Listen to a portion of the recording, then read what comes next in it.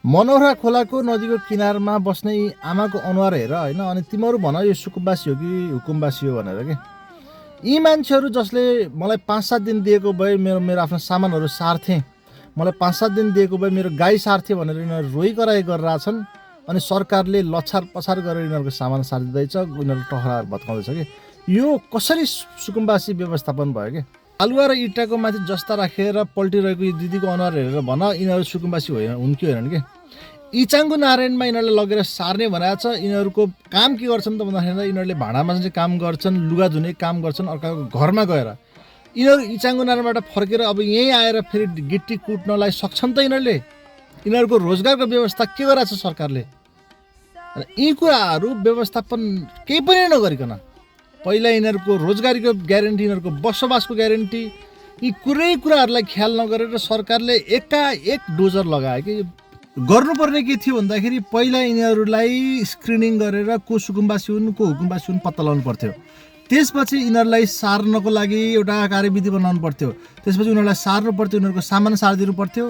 त्यसपछि उनीहरूको रोजगारीको ग्यारेन्टी गरेर एउटा यो सुकुम्बासी बस्तीमा चाहिँ तपाईँको व्यवस्थापन गर्नु पर्थ्यो अथवा डोजर चल्नु पर्थ्यो। तर के भयो त भन्दाखेरि सबैभन्दा पहिला डोजर चल्यो, यिनीहरूको बस्ती भत्कायो, त्यसपछि मात्र यिनीहरूलाई सारियो, त्यो पनि धरकपट गरेर के। अनि यो कुरालाई मान्छेहरूले कसरी हेर्छन् त भन्दाखेरि यो तिमीले सरकारको विरोध गरिरहेको छौ भनेर। 1 महिना भएको छैन सुकुम्बासीको समस्या तत्कालै पुरा गर्नुपर्ने त्यत्रो ठुलो के छ जिम्मेवारी यो सरकारलाई। यत्रो 5 वर्ष समय छ, यो ढिलै गर्नुपर्छ भन्ने पनि छैन, समय लगाएर गर्दा पनि त हुन्थ्यो नि। तर यति हतारमा यस्तो धेरै निर्णयहरू किन गर्नुपर्ने के। यसले गर्दा जनतालाई त दुःख पर्यो नि त, मारमा पर्यो नि त। यी मान्छेहरू भोलि बिहान सडकमा आएर सरकारको विरोध गर्यो भने के हुन्छ। देश द्वन्द्वमा फस्छ कि फस्दैन।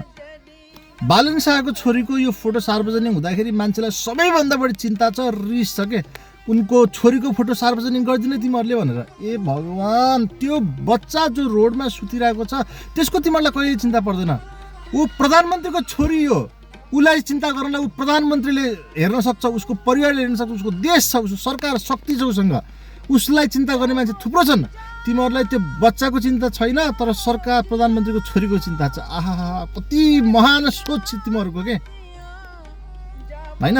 एउटा बच्चाको फोटो, त्यो गरिबको बच्चाको फोटो सार्वजनिक हुँदाखेरि कसैलाई वास्ता छैन, तर प्रधानमन्त्रीको फोटो शपथ ग्रहणको दिनको सार्वजनिक भएका फोटाहरू आउँदाखेरि चाहिँ मान्छेलाई ठुलो चिन्ता होइन। मानवाधिकारको चिन्ता, बालबालिकाको चिन्ता। ओ माई गडनेस, हामी दास भइसकेका छौँ यो सरकारको होइन। हामीलाई जो मान्छे मनपर्छ त्यो मान्छेहरूको बारेमा कसैले पनि केही बोल्दाखेरि हामीलाई रिस उठ्छ क्या अहिले। यति बेला धेरैजना बुवा आमाहरूले हाम्रो बस्तीमा जसरी तिमीहरूले डोजर चलाए तिमीहरूको जीवनमा पनि त्यसरी डोजर चलोस् भनेर श्राप दिएका छन् कि होइन। यसको चाहिँ डर हुनुपर्छ सरकारलाई। यति कुराको चाहिँ ख्याल गरिदिनुपर्छ सरकारले। हामीहरूले यति बानी चाहिँ सुधार्नुपर्छ है साथीहरू, यति बानी सुधार्नुपर्छ। सहीलाई सही र गलतलाई गलत भन्न चाहिँ सक्नुपर्छ। ती कुराको चाहिँ तपाईँहरूको दिमागमा सुबुद्धि पलाओस्।